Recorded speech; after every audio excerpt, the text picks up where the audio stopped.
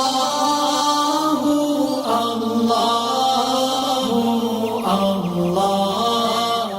நோன்பு திறத்தலா நோன்பு துரத்தலா?